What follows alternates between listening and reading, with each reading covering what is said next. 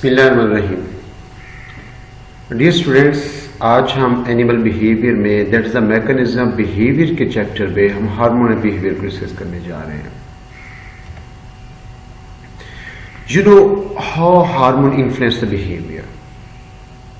First of all I want to tell you कि कौन कौन से हार्मोन इन्वॉल्व होते हैं, वो कैसे बिहेवियर को डायरेक्टली या इनडायरेक्टली इन्फ्लुएंस करते हैं, उनके बारे में हम डिस्कस करने जा रहे हैं। हार्मोन्स बहुत सारी ट्रेड्स को इफेक्ट करते हैं, not only the single traits. इसमें जिस ट्रेड को इन्फ्लुएंस करेंगे एनिमल उसके रिस्पॉन्स में अपना बिहेवियर परफॉर्म करेगा, या उसका बिहेवियर डायरेक्ट होगा या उसका बिहेवियर इनडायरेक्ट होगा। ये बिहेवियर किस तरह से होगा, यही हार्मोन कैसे बिहेवियर बदलते हैं, इसका मोलेकुलर मैकेनिज्म क्या होगा कि ये फॉर एग्जांपल ये सेल मेटाबॉलिज्म को चेंज करते हैं या डीएनए के एक्सप्रेशन को बदल देते हैं। इन दोनों की चेंज की वजह से बिहेवियर भी किसी एनिमल का बदल जाता है। इन मेल बर्ड्स टेस्टोस्टेरोन है जो मेल सेक्स हार्मोन्स भी जिसको कहा जाता है, वैरायटी ऑफ बिहेवियर परफॉर्म करता है।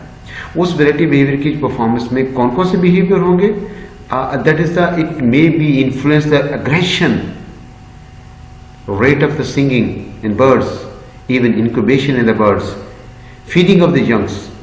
ये टेस्टोस्टेरोन इनको वेरियस वेज में इन्फ्लुएंस करेगा कि कौन सा ऑर्गेनिज्म उसका रेट ऑफ सिंगिंग क्या होगा, उसका एलिवेशन ऑफ टेस्टोस्टेरोन की वजह से एग्रेशन का लेवल क्या होगा, वो इनक्यूबेट कैसे करेगा, वो फीडिंग ऑफ यंग उसको कैसे करता है, और depends upon the level of testosterone in the circulating blood.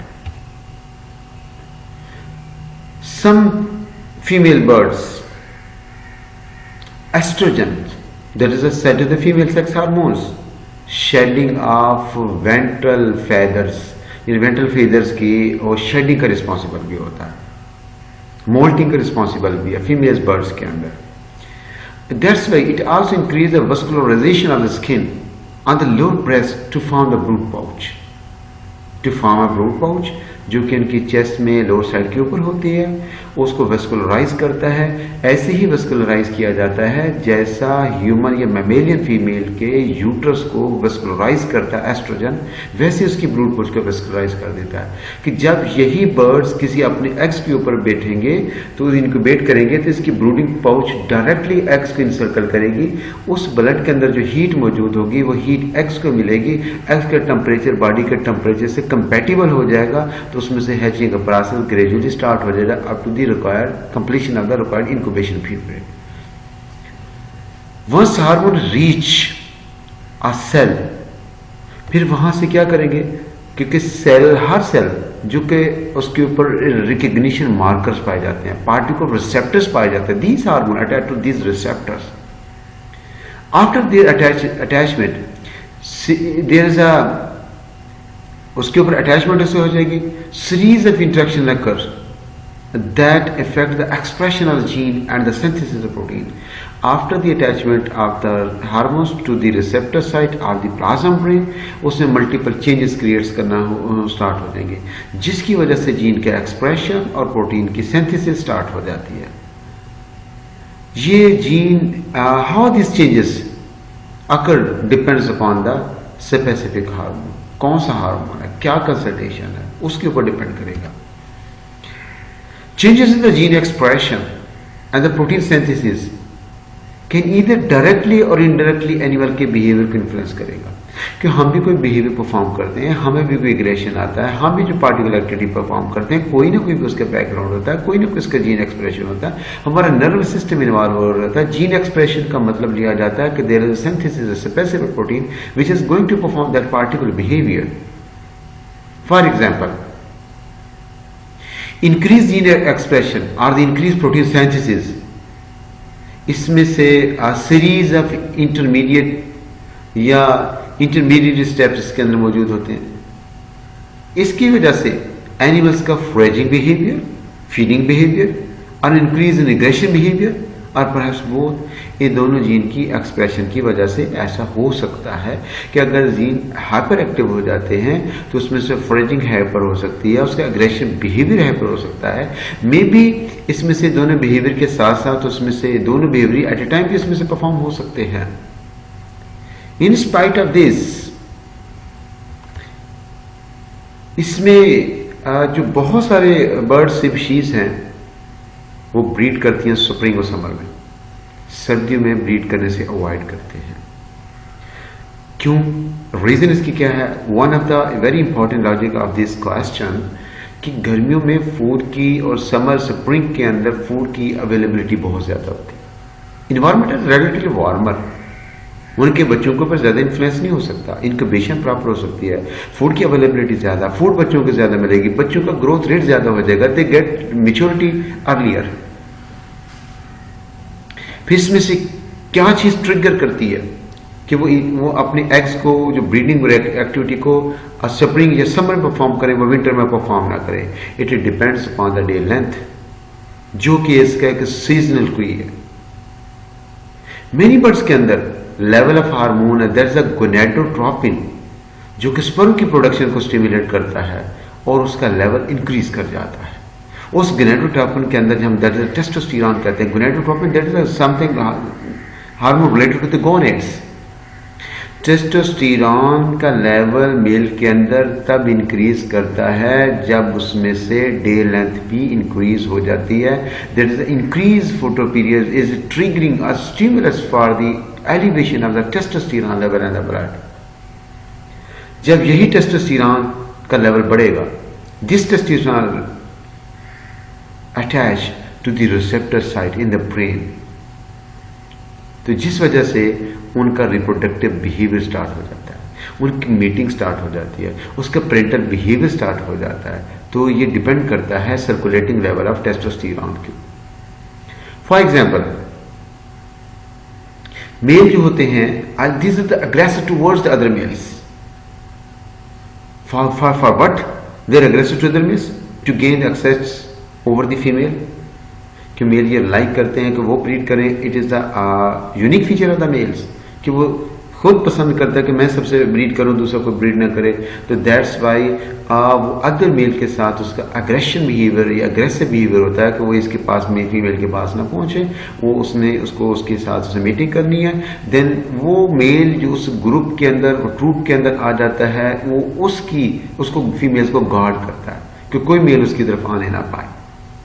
Then try to build a nest करता है ताकि वो एग्स रेज वहां से कर सकें, और अपने ब्रूड को डिफेंड करता है। तब डिफेंड करेगा but testosterone level will be high. सम जो टेस्टोस्टेरोन है वो कन्वर्ट हो जाता है इनटू एस्ट्राडायोल और डाइहाइड्रॉक्सी टेस्टोस्टेरोन, और ये दोनों भी अपने रिसेप्टर साइट के ऊपर अटैच हो जाते हैं। इसका मतलब ये हुआ जो मीटिंग बिहेवियर है या पेरेंटल बिहेवियर है, इन्हीं हार्मोन के साथ यह डायरेक्टली लिंक्ड है। कभी अपने मैं आपको इस कॉमन लाइफ में से एक एग्जांपल कोट करता हूं। कभी हमने देखा होगा जो डॉग और बिच ब्रीड करने जा रहे हैं, उसका एस्ट्रस पीरियड स्टार्ट हो चुका होता है, मेल उसके पीछे पीछे जा रहा था, मल्टीपल मेल होते हैं, नॉट अ सिंगल मेल। पहले उसके दरमियान एक फाइट होती है और उसमें डिटरमिन किया जाता है which will be the dominated. जो डोमिनेट होगा वो फीमेल के बिल्कुल करीब होगा, बाकी उसके लाइन में होंगे। अगर वहां कोई स्टे करेगा फीमेल के साथ, वो मेल बैठेगा जो डोमिनेटेड होगा, और जो दूसरे हो गए वो साइड के ऊपर बैठेंगे। इस दौरान अगर कोई उनको तंग करता है, टीज करता है, तो सारे के सारे उस पर्सन के ऊपर अटैक कर देते हैं और उसको थ्रेटन करते हैं। जो नॉर्मल सर्कमस्टांसेस में out of the breeding season वो कुछ किसी को नहीं कहते, लेकिन अब उनका टेस्टोस्टेरोन का लेवल इंक्रीज हो चुका है। दे show the maximum aggression towards the any human being. In spite of this, environment change, day length change, जिसकी वजह से टेस्टोस्टेरोन का लेवल इंक्रीज और इसके रिलेटेड सब्सटेंस का लेवल के अंदर भी चेंजेस आएंगे। इन सब्सटेंसेस के और टेस्टोस्टेरोन का जो लेवल इंक्रीज होता है, ये बॉडी की मशीनरी को कैसे इन्फ्लुएंस करता है? How animal respond to the environment stimulus, कैसे पता चल जाता है कि अब इन्वायरमेंटल स्टिमुलस के लिए अप्रोप्रिएट है, उसके लिए टेस्टोस्टेरोन का लेवल बढ़ना चाहिए। Like the presence of other male, कि उसका बिहेवियर जो होगा अदर मेल्स की तरफ अचानक क्यों बदल जाता है? पहले तो एक जैसा था, जैसे टेम्परेचर बढ़ा, इन्वायरमेंटल कंडीशन फेवर हो गई, वो ब्रीडिंग बिहेवियर को परफॉर्म करने जा रहे हैं। जो पहले मेल इकट्ठे रहते थे अब उनका बिहेवियर बदल गया। Appearance of the nest predator, पहले जो नेस्ट की तरफ प्रीडेटर आ रहे हैं उनके साथ उसका क्या सलूक होता है, उसको कैसे डील करते हैं, ऑल दीज फैक्टर्स हैं, ये सर्कुलेटिंग टेस्टोस्टेरोन के ऊपर ये डिपेंड करेगा। अब दूसरी बात ये भी देखते हैं कि इनकी सिंक्रोनाइजेशन कैसी होगी, कि एक एक्सटर्नल कोई जो कि टेम्पोरल पीरियड है, जो कि एक फोटो पीरियड है, वो कम या ज्यादा हो सकता है, उसकी लेंथ कम या बढ़ सकती है, डिपेंड अपॉन द सीजन का, उस समर है या विंटर है, जिसके साथ बॉडी की फिजियोलॉजी में क्या चेंजेस आती हैं, कौन से हार्मोन्स एलिवेट हो जाते हैं, ट्रिगरिंग किन हार्मोन्स की इसमें से हो जाती है। जैसे डे लेंथ चेंज हो जाता है और circulating level of testosterone will always increase. ये ह्यूमन की बात नहीं कर रहा, अदर एनिमल्स की बात कर। ह्यूमंस के अंदर क्या होगा, ह्यूमंस के अंदर you people are familiar with it, those gender which have the testosterone that is at the late night, then the level of testosterone become increased in the circulating blood। ये natural बात है।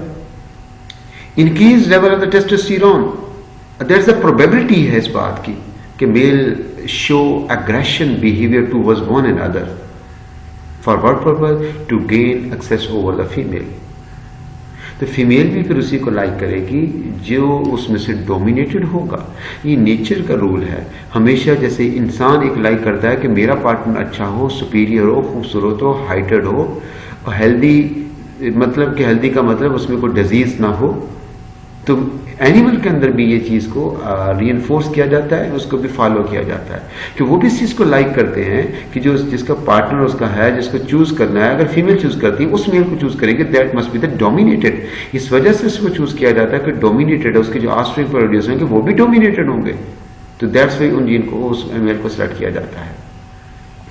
वो mail जो dominated होते हैं, they are badly guard to their partners, अपना nest भी बनाएंगे, अपने ब्रूड्स को अब वो डिफेंड भी करेंगे। This is the research of the Walker et 2005। ये एक एक्सपेरिमेंटल वेरिफिकेशन हैं। दिस इज हार्मोनल बिहेवियर का, this is a short, this is a long day, this is the noon, this is the illuminating period, hours of the light, this is the, इसका मतलब यहाँ से light थोड़े time के लिए है, यहाँ से डार्कनेस ज्यादा टाइम के लिए है। ये 6 PM टू 6 PM, इसका मतलब ये जो ये डार्कर पीरियड है, this is represent the dark, this is represent the day. इसके अंदर देखिए ये वर्ड अपने आप को सहमे बैठे हुए, they can not fly, they not perform any healthy और active activity, they are sitting away from each other, not very close to one. Here, in the case of this case, the day length is greater, weather is a very pleasant, weather is a very suitable for the breeding. These birds आपस में क्या कर रहे हैं, play करते हैं, काउटशिप behaviour perform करते हैं, पर्चिंग करते हैं, सिंगिंग करते हैं, होवरिंग करते हैं, अपने नेस्ट बिल्डिंग को करते हैं, उसमें से अपने यंग वंस को रेस करते हैं और नेस्ट बनाने के लिए जगह को चूज करते हैं। इसके अंदर they are involve in the reproductive activity. Here देखिए ये इसमें टेम्परेचर बहुत कम है और सर्दी का मौसम है, एक दूसरे से दूर बैठे, ऐसा है कि एक दूसरे से कोई लेना देना नहीं है। How the endocrine system integrate sensory input and the output, जो हमारी सेंसरी sensations होती हैं, not in the case of human, we are discussing about the other animals instead of the human। Endocrine system और sensory input और output के साथ कैसे integrate करता है। N input system made up of all the sensory systems. Input में smell है, site है, हियरिंग है, सारे सेंसेस जो सेंसेस हैं वो इसके अंदर इन्वॉल्व है। सेंसरी इनपुट है, अगर एक एनिमल, एक बर्ड या एनिमल देख रहा है, वो सुन रहा है और स्मेल कर रहा है, ये सारे उसके सेंसरी आउटपुट, इसके इनपुट के अंदर आएंगे। आफ्टर दैट सेंटर प्रोसेसेस जो इनपुट कन्वे कर दी जाएंगे to the centre processor made of the integrators that process and integrate the sensory information that have received. अब यही इंफॉर्मेशन जो सेंसरी इंफॉर्मेशन आएंगी वो प्रोसेसर की तरफ भेजी जाएंगी। प्रोसेसर इस कंडीशन के अंदर ब्रेन या स्पाइनल कॉर्ड को कंसीडर किया जाता है, वो उसको इंटीग्रेट करेगा, फिर अपनी कमांड देगा। और what will be the happen, कि क्या उसकी एक्टिविटी परफॉर्म करनी है, वो प्रोसेसर का काम है उन एक्टिविटी को प्रोसेस करने के बाद देखा जाए। Output system effectors such as the muscles that move when stimulated. अब उसमें output system है. This is output system in case of the two output system. One of them is the endocrine system, other is the muscular system. Animal उसका response करते हैं. They have to migrate. They are going to the feeding bed, they are going to the breeding bed, they are going to other animals. They show the perching, they show the reproductive behavior, they show their courtship behavior. इस तरह से muscular system उसके अंदर involve हो जाते हैं. इस तरह ये endocrine system है जो sensory input output है, उसके ये 3 aspects मैंने share किया आप लोगों से. Complex effect of the hormone. Nelson's 2005 that has been experimented and observed. This is the hormone. This is a sensory system. Sensory input goes to the CNS. CNS information goes to the effectors. Effectors convey message towards the endocrine and the muscles, and which perform a suppressive behavior. And in this is the sensory system is input, and this is the central nervous system is central processor units, and effector that is output units. Then this must be perform a behavior. This behavior is due to this is the hormone, because this hormone influence sensory, this hormone influence the center, this hormone influence the effector. It means जो इस processor units की जो sensory output units की जो complex system है इसमें hormone हर एक level को इन्फ्लुएंस कर रहा है. It is influencing the sensory system, it is also influence the nervous system, it's also influence the effective system. ये सारे सिस्टम को ये इन्फ्लुएंस करता है. After that specified animal perform a very specified behaviour, very specified activity which is called the behaviour. What hormones do change the probability that a specific sensory output leads to a specific output? What hormone do in change the probability that specific sensory output input कि कौन सा जो hormone इसको बदलते हैं कि कौन सी sensory input है वो स्पेसिफिक आउट परफॉर्म करेगी. ये हार्मोन कैसे इन्फ्लुएंस करते हैं, कैसे इस प्रोबेबिलिटी को चेंज करते हैं सेंसरी इनपुट को. Hormones can effect the probability that a specific sensory input, और जो सेंसरी इनपुट उसमें से होनी है वो हार्मोन्स की प्रोबेबिलिटी को बदलते हैं, जिसकी वजह से वो अपना एक स्पेसिफाइड बिहेवियर परफॉर्म करते हैं. हार्मोन चेंजेस माइट मॉडिफाई सम ऑनगोइंग बिहेवियर. जो भी बिहेवियर परफॉर्म हो रहा है उसका इंक्रीजिंग या डिक्रीजिंग कंसंट्रेशन के साथ बिहेवियर का मोड बदल देते हैं. अगर someone is a very aggression and very shouted, it is due to the elevation of hormone level. अगर उसका हार्मोन लेवल कम हो जाता है थोड़ी देर बाद वो नॉर्मलाइज हो जाता है, इसका मतलब उसका हार्मोन का लेवल रिड्यूस हो गया और उसका एग्रेशन कम हो गया. तो इस तरह बिहेवियर के अंदर जो चेंजेस होती हैं due to the specified concentration specified level of the hormone in the blood, increase हो जाएगा, डिक्रीज हो जाएगा, reproductive behaviour and other behaviour become change. They might trigger the onset or end of the behavior of behavioral sequence. These hormones ये ऐसे करते हैं जो behavior perform हो रहा है उस किसी भी behavior का ख़त्म करना या किसी भी नई behavior के start करना, ये totally depend करता है कि उसके हार्मोन का status क्या है within a blood. Baseline level of testosterone high. This is the one condition जब उसका basic level है जो normalized level उसकी body में होता है वो baseline, this is called the baseline level. If this level is higher, then what will be the circumstances? Male are prime for aggression behavior. उस जब उसका बेसलाइन लेवल से मेल का हार्मोन लेवल हाई हो जाएगा टेस्टोस्टेरोन का, mail का जो एग्रेशन ट्रेंड है वो towards other animal become higher.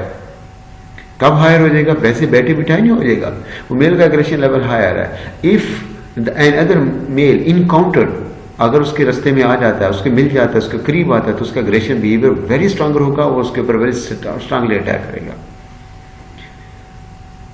With testosterone, as with many hormones, there is a hormonal behavior feedback loop in the play. ये हार्मोन फीडबैक लूप क्या होती है? I will discuss in the next slides. If an animal win a fight, partly as a result of the behavior resulting from the high baseline level of testosterone. Sometimes ऐसे भी होता है कि अगर उसका जैसे उसने फाइट करनी है, उसका टेस्टोस्टेरोन का लेवल हाई था, उस हाई लेवल की वजह से उसने फाइट विन कर ली, तो फिर उसमें से एनिमल्स को कुछ न कुछ उसमें रिजल्ट गेन करेगा कि अगर उसके बिहेवियर उसने उसको विन किया, उसके फाइट को विन किया, इस विनिंग का उसको क्या बेनिफिट मिलेगा? Act of winning may in turn increases the probability of winning future fights by further increasing the testosterone level. उसको ये हो जाता है कि अगर उसने ये टेस्टोस्टेरोन की वजह से उसकी फाइट को विन कर लिया गया, इन फ्यूचर अगर सच फाइट इनकाउंटर होती है इन फ्यूचर में, तो वो अपना लेवल को इंक्रीज करने के बाद जो अग्रेशन उसका बढ़ जाता है तो अपनी फाइट विन कर सकता है फर्दर, जो ये उसका कॉन्फिडेंस होता है. अगर by lowering the level of stress hormone such as the cortisol, अगर कोई बंदा स्ट्रेस में तब भी वो फाइट नहीं कर पाएगा. अगर वो एनिमल स्ट्रेस में अपने आप को कार्टिसोल का लेवल को रिड्यूस करके स्ट्रेस से बाहर निकाल लेता, फिर भी फाइट बेहतर वे में करेगा. ये उसको ट्रिगरिंग स्टिमुलस मिलता है कि ये कि टेस्टोस्टेरोन का लेवल हाई होगा, स्ट्रेस हार्मोन का लेवल कम होगा, तो वो फाइट विन कर लेगा, उसके लिए कोई प्रॉब्लम नहीं है. This is the hormone testosterone and aggression feedback loop. This is a testosterone. If testosterone is high T, increase the probability of winning a fight. And this is a winning height. Winning increase the level of testosterone. पहले testosterone का level high, ये इस बात की probability थी कि fight को win करेगा. जब उसने फाइट को विन किया, this is the winning of the fight in other stimulus to increase the further level of the testosterone. उसका टेस्टोस्टेरोन का लेवल फर्दर इंक्रीज कर देगा. Organizational effect of the hormone. Hormones also affect the organization of the behavior system during early development. For example, female mice gestate many fetus at the same time. ये माइस होते एक नहीं 8, 10, 12, 14 बच्चे दे देती हैं, जिसके बच्चों को पप्स कहा जाता है एट ए टाइम. फीमेल बहुत सारे बच्चों को अपने यूट्रस में जेस्टेट करती है, रख लेती हैं, और उसके मल्टीपल बेबीज भी पैदा हो जाते हैं, not only the single one. It is very interesting. अगर उस यूट्रस के अंदर मल्टीपल पप्स हैं, मल्टीपल फीटस हैं, वो ग्रो कर रहे हैं उसके अंदर, और उसमें से डेवलपिंग माउस मेल माउस है, उसका बेबी है जिसके यूट्रस में डेवलप हो रहा है, वो मेल 2 फीमेल से सराउंडेड है. उसके बिहेवियर और होगा, क्योंकि उसके साथ सर्कुलेटिंग लेवल आता है टेस्टोस्टेरोन रिड्यूस हो जाएगा, क्योंकि एस्ट्रोजन का लेवल बढ़ता रहेगा उसके पास. क्यों? Because it's encircle bye the 2 female testosterone he produce करी, फीमेल एस्ट्रोजन प्रोड्यूस कर रही है. वाइस वर्सा, अगर एक फीमेल बोथ मेल से सराउंडेड है, इसमें उस फीमेल को फेमिनाइन कैरेक्टर कम हो जाएगा. क्यों? क्योंकि एस्ट्रोजन का लेवल उसका कम है, बल्कि सराउंडिंग मेल की वजह से उसका टेस्टोस्टेरोन का लेवल इंक्रीज होता जा रहा है, और तरह का बिहेवियर परफॉर्म करेगा. इस बढ़ते हुए लेवल की वजह से अगर एक फीमेल 2 मेल से सराउंडेड है, अगर एक मेल 2 फीमेल से सराउंडेड है, क्या ऑर्गेनाइजेशनल इफेक्ट होगा. इस कंडीशन के अंदर अगर एक डेवलपिंग माउस है, फीटस है, वो सराउंडेड होता है 2 फीमेल के से इन द यूट्रस, इससे ऑफन उसका लेवल जो सर्कुलेटिंग लेवल है टेस्टोस्टेरोन हमेशा कम रहेगा, कि इर्द गिर्द दोनों फीमेल है, फीमेल एस्ट्रोजन प्रोड्यूस करती है, टेस्टोस्टेरोन प्रोड्यूस नहीं करती. When such male mature, they tend to be less aggressive. अगर सच मेल मिच्योर हो जाते हैं, कौन से मेल? जिस मेल के ऊपर बात की जा रही है, जो surrounded by the 2 female, they tend to be the less aggressive. उसके अंदर उनको गुस्सा कम आएगा और सेक्सुअली लेस एक्टिव होंगे उन मेल की निस्बत that was surrounded by the male fetuses in the utero. कि जो एक यूट्रस के अंदर एक मेल 2 अदर मेल से सराउंडेड है, वो मेल का गुस्सा भी ज्यादा होगा, वो रिप्रोडक्टिवली एक्टिव भी होगा, और उसमें से ज्यादा ब्रीड भी कर पाएगा, ज्यादा बेटर में रिप्रोडक्टिव बिहेवियर भी परफॉर्म करेगा, as compared to that male which is surrounded by the 2 female in the uterus. इसका मतलब उसका टेस्टोस्टेरोन का लेवल रिड्यूस होगा. This is the male surrounded by the 2 females in utero act as relatively feminized. यानी उसमें से mail तो है, उसका जेंडर तो मेल है, लेकिन सराउंडेड 2 फीमेल के साथ था, लेकिन उसका करेक्टर अब ज्यादा फेमिनाइज्ड है, 2 वर्ष फीमेल है, कोई रिप्रोडक्शन में कोई हिस्सा नहीं लेगा. अगर उसको तंग किया जाएगा, कोई इसमें से अपना अग्रेसिव बिहेवियर परफॉर्म नहीं करेगा like a female. If a female surrounded by 2 male, relatively they show the much masculinized character show करेगा. masculinized character उसका शो होगा, उसका जो फीमेल 2 मेल से सराउंडेड है. और ऐसा क्यों है?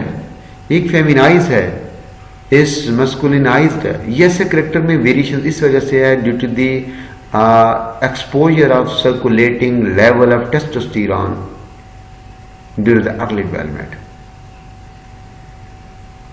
A 1M, it will represent the diagram adjacent to the one male, 2M is surrounded by the two males, 2F surrounded by the two females. These are the technical terms which I'm going to discuss and which I'm going to show in the next slide.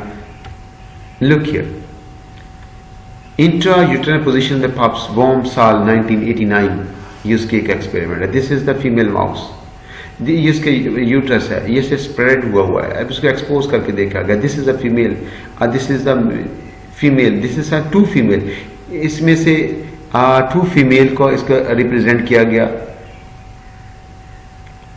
ये इसका this is the one male, ये भी female है, ये one female, ये इसमें से one है, ये इसमें से टू है. अब इन दिस सर्कमस्टांसेस दिस फीमेल, यानी ये भी फीमेल है, ये भी फीमेल है. अगर इस फीमेल को सराउंड किया जाता है इस टू फीमेल के साथ, यानी ये भी फीमेल है, ये भी फीमेल है, तो इसके बेटर फेमिनाइज कैरेक्टर होंगे. अगर ये देखें, ये हमारे पास एक मेल है और यहां भी एक मेल है, यहां पर एक फीमेल है. This one which is represented this line, ये भी फीमेल है, ये भी फीमेल है, ये इसमें से मेल है, ये मेल है. एक फीमेल 2M से रिप्रेजेंट करते हैं. One female is surrounded by the two mail.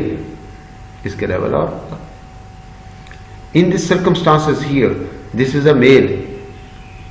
In this circumstances you can check here, यहां से ये भी फीमेल है, ये भी फीमेल है, लेकिन यहां पर ये एक मेल है. ये मेल टू फीमेल से सराउंडेड है.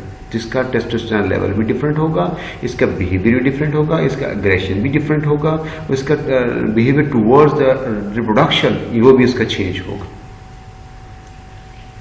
Number of rodent species, that is the long-term effects of the in utero exposure to the hormones. In a number of rodent species, the sex of the two siblings surrounded an individual in utero can have the dramatic effect on the testosterone level and individual's behavior after the birth. Males that are surrounded by the two other males in utero, labeled by the 2M, are more aggressive than the male surrounded by the two female labeled by the 2F, जो मैं already आप लोग से discuss कर चुका हूँ. In addition, two male mark their territories by scent and the more female than two females. यानी अगर एक मेल जो दो मेल से अगर सराउंडेड है वो अपनी टेरिटरी को प्रॉपर में डिफेंड करेगा, वो अपने से हार्मोन ज़्यादा सिक्रेशन ज़्यादा प्रोड्यूस करेगा, वो मेल को फीमेल को अच्छी तरह डिफेंड करेगा, फीमेल से ब्रीड ज़्यादा करेगा, मोर देन फीमेल्स को सबसे ज़्यादा माउंट करेगा. और as compare to then which is 2F, जो एक मेल टू मेल से एक मेल टू फीमेल से सराउंडेड है. ये लेबोरेटरी में और फील्ड में दोनों के अंदर एक जैसे रिजल्ट शो हुआ है. हार्मोन्स में not so much exert a positive effect on the nervous system as inhibition. Hormones may not as much positive effect on the nervous system as remove inhibition. For example, in neonatal guinea pigs, cavia forsalis, the lordosis posture is an integral part of excretory behavior. कि जो lordosis के behaviour है, जिस behaviour में वो अपना जिस posture के अंदर वो यूरिनेट करती है, ये उसका लॉर्डोसिस बिहेवियर पे. लॉर्डोसिस का मतलब उसका रिप्रोडक्टिव पोस्चर है कि जिसके साथ उसे मेल के लिए ऑफर करनी है, उसके साथ मीटिंग करे. At first excretion stimulated by the mother. First उसके अंदर ये एक्सक्रीशन का बिहेवियर है, ये मदर उसको स्टिमुलेट करती है. जैसे यंग गेटिंग मैच्योर होते हैं, मैच्योरेशन, जैसे यूरिनेट करना है, फर्स्ट टाइम ये यूरिनेट या यूरिनेशन करनी है, मैच्योरेशन कहते हैं emptying the urinary bladder, act of emptying the urinary bladder and the deflection come under integral control mechanism located in the spine. अब फर्दर में उसने जो डिफिकेशन करनी है या उसकी मैच्योरेशन होनी है, उसने अपने यूरिनरी ब्लैडर को एम्प्टी करना है, ये डायरेक्टली नर्वस सिस्टम के अंदर, दैट इज द ब्रेन के अंदर और स्पाइनल कॉर्ड के अंदर आ जाता है. हार्मोन इन्फ्लुएंस नहीं कर रहा. These spinal centres are subject to inhibitory control by the brain and female become adults.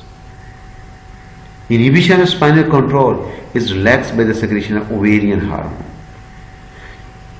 Hormones may also establish inhibition. Estrogen, for example, inhibits aggression behavior in the female. ये उसका opposite है. जो female का oestrogen है वो aggression behaviour को खत्म कर देता है. यही बात है कि जब फीमेल रिप्रोडक्टिव बिहेवियर में होती है, जब उसका ब्रीडिंग के लिए मूड होता है, उसका एस्ट्रोजन का लेवल इतना एलिवेट हो जाता है वो मेल को रेजिस्ट नहीं करती, वो उसके साथ ब्रीडिंग में इन्वॉल्व हो जाती है। ये हम डिस्कस करें एनिमल्स को, not in the case of the human beings. उस वक्त वो मेल को परमिट कर देते हैं कि वो उसके साथ ब्रीड कर ले, उसके साथ मीटिंग परफॉर्म कर ले। Estrogen for example enable aggression behaviour the female hamster rat के अंदर उसमें से एग्रेशन बिहेवियर को स्टॉप कर दिया जाता है। While sexual receptivity in female grasshopper is inhibited by hormone produced as a result of the spermatheca, उस फिलिंग विद स्पर्म, अगर स्पर्माथीका फीमेल का स्पर्म स्टोरेज स्ट्रक्चर है, अगर उसके अंदर स्पर्म की क्वांटिटी बढ़ गई है, स्पर्माथीका फिलअप हो गया है, तो उसमें से क्या होगा कि जो ग्रास हॉपर का जो स्पर्माथीका है वो सेक्सुअल रिसेप्टिविटी को इनिबिट कर देगा, क्योंकि स्पर्माथीका के ऑलरेडी स्पर्म फिल हो चुके हैं। This is the lordosis behaviour female guinea pig. ये उसका बिहेवियर क्या है, लोअर लेग्स उसने नीचे किए हैं, हैंड पार्ट उसको ऊपर की तरफ किया ताकि उसकी ब्रीडिंग प्रॉपर वे में हो सके, और मैच्योरेशन भी इसी पोस्चर में की जाती है। Mating and the reproductive behaviour. 4 classical reproductive phenomena of mice are thought to exist, either not exist or to be the much weaker in the rats. Which one? There's a Bruce effect, Witten effects, Liebwood effect, and the Vanderburg effect. These are the 4 effects. Bruce effect. इसकी एक proper definition है. Pregnant female mice abort their litters and reabsorb the embryos if the strange male mouse, not the father of that litter, comes into contact with them. अगर ये female pregnant है, वो female किसी ऐसे mail के साथ expose हो गई, किसी ऐसे मेल की यूरिन के साथ एक्सपोज हो गई जो उस बच्चे का फादर नहीं था, जो फीटस का फादर नहीं था, ये फीमेल के अंदर अबॉर्शन स्टार्ट हो जाएगी, वो बेबी अबॉर्ट हो जाएंगे और उसके जो एम्ब्रियोज होंगे ऑटोमेटिकली उसमें से क्या आना शुरू हो जाएंगे, एब्जॉर्प्शन स्टार्ट उसकी हो जाएगी।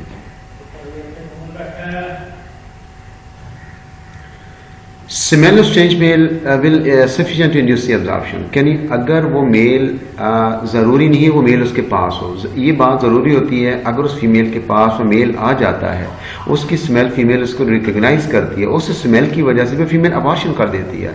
ये ऐसा भी हो सकता है कि अगर वो मेल जिसने उसको कंसीव नहीं किया था, जो उस लिटर का, उस फीटस का वो फादर या नहीं था, उसको उस सॉइल को भी उसने स्निफ कर लिया उस फीमेल ने जिसके ऊपर उसने यूरिनेट किया था, तो फिर भी उसमें अबॉर्शन का फिनोमेना उसके अंदर हो जाएगा। इस इफेक्ट को सबसे पहले नोटेड किया 1959 में बाय हिल्डा एंड ब्रूस ने, and has primarily been studied in laboratory mice musculus के अंदर इसको एक्सपेरिमेंट को परफॉर्म भी किया गया लेबोरेटरी माइस के अंदर। In spite of this another one is a Whitten effect in which female mice undergo estrus synchronize when a male is introduced. अगर किसी फीमेल का रिप्रोडक्टिव बिहेवियर स्टॉप हो गया हो, अगर उसके साथ कोई और न्यू मेल इंट्रोड्यूस कर दिया गया हो, तो फीमेल जिसका एस्ट्रस पीरियड स्टॉप हो चुका था वो रीएस्ट्रस में आ जाएगी जब उस मेल की स्मेल को रिकॉग्नाइज करेगी। This phenomena was observe by Wesley के विटन 1956, 1966 and 1968. It is a lacking in rats. This phenomena cannot be observed in the rats. Witten effect occurs when group of the female mice are exposed to the urine produced by the male mouse. अगर एक group of female है, उसको किसी एक cage में बंद कर दिया गया, उस केज के अंदर उस मट्टी को, उस सब्सटेंसेस को पुट कर दिया गया जिसके ऊपर एक मेल ने यूरिनेट किया था, क्योंकि ये सारे के सारे जो हार्मोन्स हैं, ये फिरामोन्स जिसको कहा जाता है, उस मट्टी के ऊपर, उस स्टफ के ऊपर मौजूद थे। तो फीमेल्स का रिप्रोडक्टिव फीमेल ने जैसे उसको स्निफ किया, उसके मेरो नेजल एपिथेलियम से स्निफ किया, नेजल एपिथेलियम से स्निफ करने की वजह से उसमें ये चेंज आ गया कि वो ऑटोमेटिकली एस्ट्रस पीरियड में आ गई। मेल यूरिन के अंदर सर्टेन वोलाटाइल और एयरबॉर्न फिरामोन मौजूद होते हैं जो इफेक्ट करते हैं hormonal processes of the female, वो हार्मोन जो कि रिप्रोडक्टिव स्टेटस को कंट्रोल करते हैं। यानी उसके यूरिन के अंदर फिरामोन्स पाए जाते हैं, फिरामोन फीमेल के रिप्रोडक्टिव बिहेवियर को कंट्रोल करते हैं। सेक्सुअली मैच्योर और and viable male must produce the urine as the pheromones that are produced the Witten effect are dependent on the male sex hormones such as the testosterone. यानी उसका ये इसमें देखा जाता है जो फेरोमोन्स हैं जो प्रोड्यूस होते हैं द विटन इफेक्ट प्रोड्यूस करते हैं, डिपेंड करते हैं on the male hormone that is the testosterone, कि अगर उस मेल के अंदर टेस्टोस्टेरोन का लेवल एलिवेटेड है तो वो प्रोसेस होने के बाद यूरिन के अंदर भी एज फेरोमोन के फॉर्म में आ रहा होगा, तो उसके ऊपर ही डिपेंड करता है। Lee Boot effect, in which group of female house together become an estrous, अगर मल्टीपल फीमेल है वो पहले एस्ट्रेस पीरियड के अंदर मौजूद थी, उसको इकट्ठा हाउस कर दिया, वो फीमेल एक दूसरे की स्मेल को स्निफ करने लग गई, वट विल बी हैपनिंग, उसमें ये होगा जैसे फीमेल एक दूसरे की स्निफ उसमें से करेंगी और फीमेल एस्ट्रेस पीरियड को स्टॉप करने के बाद एन एस्ट्रेस में चले जाएंगे, अपने एस्ट्रेस पीरियड को स्टॉप कर देंगे। This is exist in rats although not as markedly in the mice, जितना माइस के अंदर है उतना ये रैट के अंदर डोमिनेट नहीं पाया जाता। It is caused by the effects of an estrogen dependent pheromones released by the urine। ये कैसे हो जाता है? एस्ट्रोजन डिपेंडेंट फेरोमोन के ऊपर डिपेंड करता है जो कि उसके यूरिन के थ्रू प्रोड्यूस होता है। दिस जब यूरिनेट करते हैं जो एस्ट्रोजन डिपेंडेंट फेरोमोन होगा उसके वोमेरो नेजल एपिथेलियम उसको रिसीव करेंगे, वोमेरो नेजल उसको रिसीव करेंगे। दिस हार्मोन जिसकी वजह से इसमें ल्यूटिनाइजिंग हार्मोन का लेवल रिड्यूस हो जाएगा, क्योंकि ये उसमें एस्ट्रोजन डिपेंडेंट फेरोमोन्स थे, ये उसमें से फीमेल अपने माउथ से स्निफ करेंगे वोमेरो नेजल आर्गन से, जैसे आर्गन को रिसीव करेंगी तो ये concentration of the luteinizing hormone reduce हो जाएगी और एलिवेट लेवल का या प्रोलैक्टिन का लेवल इंक्रीज कर जाएगा। प्रोलैक्टिन को पेरेंटल केयर हार्मोन भी कहा जाता है, जिसकी वजह से सिंक्रोनाइजेशन और स्टम्पिंग द रेसिपिएंट साइकिल हो जाएगा। ल्यूटिनाइजिंग हार्मोन की कंसंट्रेशन लोअर होगी, प्रोलैक्टिन का लेवल एलिवेट कर गया, इसने इन दोनों सर्कमस्टांसेस की वजह से क्या हुआ, उसका जो रिप्रोडक्टिव साइकिल था वो स्टॉप हो गया। ये हमने इसके मल्टीपल एस्पेक्ट्स को पढ़ा। Thank you for your listening. Hope so आप लोग वो इसको अच्छी तरह अंडरस्टैंड भी कर चुके होंगे। It is a very interesting not the boring lecture कि हमने उसके रिप्रोडक्टिव बिहेवियर को पढ़ा। होप सो आप लोग इसको इंजॉय भी करेंगे। It is not a boring lecture. और आखिर में सब्सक्राइब करना मत भूलिएगा। Thank you very much.